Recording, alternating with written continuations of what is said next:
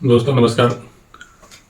आज जिस टॉपिक पे हम बात करने के लिए आप लोगों के समक्ष उपस्थित हुए हैं वो बहुत ही महत्वपूर्ण टॉपिक है, जिसके बारे में लोगों को भ्रांतियाँ रहती है कि हमें जब मेडिकल सेक्टर में जाना होता है तो हेल्थ एंड अवेयरनेस के माध्यम से हम लोगों के बीच में जानकारी शेयर करके लोगों को जागरूकता पैदा करके छोटी छोटी चीज़ों को बताने का प्रयास करते हैं, जिससे उनके मेडिकल से संबंधित जानकारी अच्छी तरह से मिल सके। और एक दूसरे को जानकारी अगर शेयर भी करते हैं तो एक दूसरे लोगों में जानकारी फैलने से, अवेयरनेस बढ़ने से उनको बहुत ज़्यादा फायदा मिलता है और अपने आप को उस जानकारी को पा करके या एक दूसरे को शेयर करके इस मेडिसिन से संबंधित, जो कि मेडिसिन का था सागर होता है, तो उस कड़ी में आज जानते हैं जेनरिक मेडिसिन और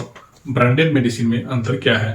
लोगों में ये कंट्रोवर्सी बनी हुई रहती है कि जेनरिक मेडिसिन क्या है, जेनरिक मेडिसिन गलत तो नहीं है, या एथिकल मेडिसिन जिसको ब्रांडेड भी कहते हैं वो गलत तो नहीं है। सही तो सही और गलत क्या है जेनरिक मेडिसिन, इसके बीच में अंतर छोटी छोटी जो इन्फॉर्मेटिव है, चूँकि वीडियो थोड़ी लंबी हो सकती है तो अंत तक जरूर देखें, जिससे आपके मन में जो भ्रांतियाँ हैं उसको दूर किया जा सके। तो छोटी छोटी पॉइंट को बता करके हम जेनरिक मेडिसिन और ब्रांडेड मेडिसिन के बीच में अंतर को समझाने का प्रयास कर रहे हैं, जिससे आप लोगों के बीच में उस अंक का समाधान हो सके। आइए जानते हैं कि जेनरिक मेडिसिन और एथिकल मेडिसिन क्या है।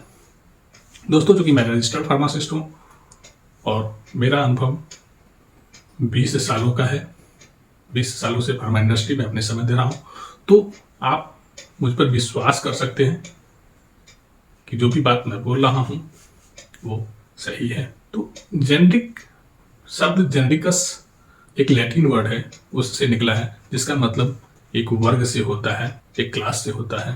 तो जेनरिकस शब्द की उत्पत्ति जब हुई तो उससे जेनरिकस से जेनरिक बना। तो आज मेडिसिन के क्षेत्र में जब हम जाते हैं तो कॉमन नेम जेनरिक, जैसे किसी भी मेडिकल स्टोर पे जाते हैं तो पैरासीटामोल की एक गोली देना या सेट्रिजिन देना, ये शब्द जेनरिक शब्द है। जबकि कालपोल, सेट्रिज, ये नाम ब्रांडेड होती है। तो इसके बीच में मेन डिफरेंस क्या होता है दोस्तों, जब कभी भी कोई भी कंपनी किसी भी दवा का खोज करती है तो खोज करने के पीछे बहुत सारे तथ्य छुपे होते हैं। उसके इन्वेंशन में, ट्रायल में, जानवरों के ऊपर वो बार बार ट्रायल करके देखा जाता है कि उस दवा का क्या कोई प्रभाव है, क्या नहीं है। इन सारी चीज़ों में बहुत सारा समय लगता है, टेक्नोलॉजी भी लगती है, जिसके कारण से कंपनी का एक्सपेंस होता है।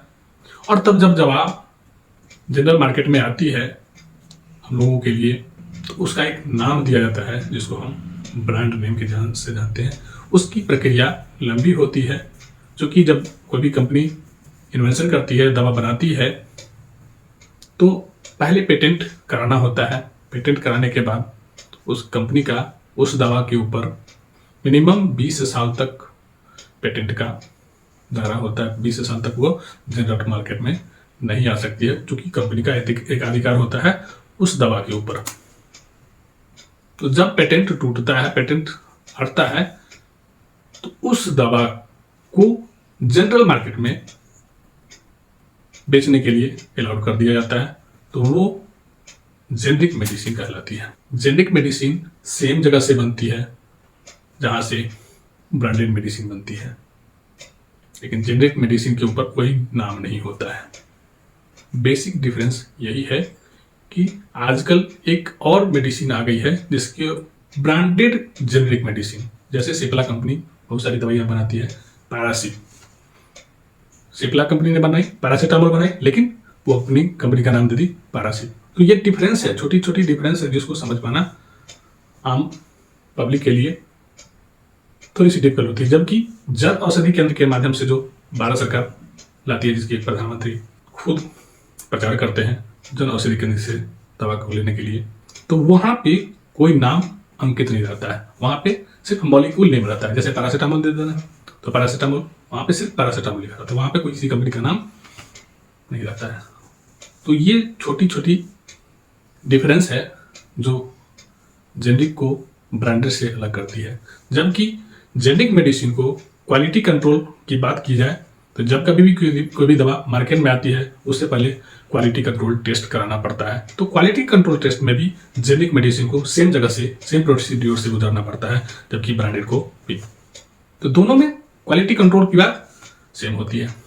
एफडीए से अप्रूवल लेने की बात होती है, फूड एंड ड्रग एडमिनिस्ट्रेशन, जो किसी भी दवा को मार्केट आने से पहले उससे अप्रूवल लेना पड़ता है। तो दोनों को सेम जगह से अप्रूवल मिल जाती है। एक्टिव इंग्रेडिएंट की बात की जाए तो जेनरिक में भी सेम फार्मास्यूटिकल इंग्रेडिएंट एपीआई जिसको बोलते हैं सेम होती है, जबकि ब्रांडेड में भी वही पाई जाती है। दोनों में सेम होती है। जबकि इनएक्टिव इंग्रेडिएंट की बात की जाए तो वो जेनरिक मेडिसिन में नहीं पाई जाती है, बिल्कुल कम पाई जाती है। जैसे फिलर्स हुए, टेस्ट के लिए फ्लेवरिंग एजेंट डाला जाता है, एक्सटेंडेड रिलीज फॉर्म में, पार्टिकल साइज में।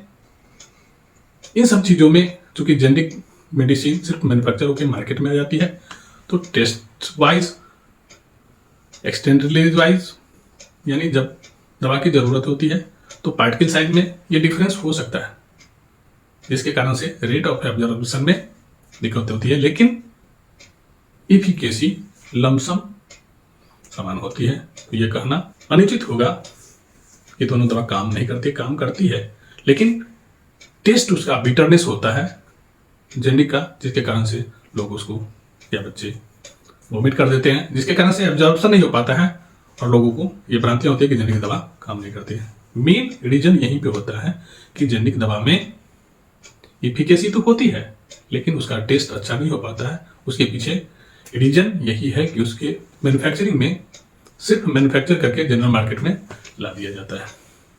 कि ये छोटी छोटी डिफरेंसेस हैं जेनरिक दवा और इथिकल दवा में। जब कभी भी कुछ ऐसे डिजीज हैं जहाँ पे लोगों की जान की रक्षा इमरजेंसी में की जाती है, तो वहाँ पे लोगों को कंट्रोवर्सी बनी रहती है कि इथिकल दवा या ब्रांडेड दवा क्यों नहीं काम करती है। तो ये सोच करके अपने आप को एक पैमाना तय करना होता है डॉक्टर्स और पेशेंट के बीच में कि किन परिस्थितियों में, जबकि भारत सरकार इसको प्रमोट करने का काम बहुत ज़्यादा कर रही है, जिसके कारण से जो लोग अफोर्ड नहीं कर पा रहे हैं उनके लिए जेनरिक मेडिसिन तो बहुत अच्छी मेडिसिन होती है। तो वहाँ पे जन औषधि केंद्र जो भारत सरकार के द्वारा जगह जगह खोली जा रही है, वहाँ पे सचमुच में बहुत ही सस्ती दर पे जेनरिक दवा अवेलेबल है। तो वहाँ पे भी एक एहतियात बरतनी चाहिए कि जब दवा खाते हैं तो दवा के बीच में टाइम टू टाइम अपने बॉडी का, जैसे ब्लड प्रेशर की दवा हुई, हार्ट डिजीज की दवा हुई, डायबिटीज़ की दवा हुई, तो वो टाइम टू टाइम चेक कराना चाहिए कि इससे हमारे शरीर पर क्या प्रभाव, क्या दुष्प्रभाव पड़ रहा है, जिससे लोगों को समझ में आनी चाहिए कि जेनरिक दवा काम करती है या नहीं काम करती है। तो ये सब कुछ छोटी छोटी जानकारी थी जो जेनरिक दवा को ब्रांडेड दवा से अलग करती है।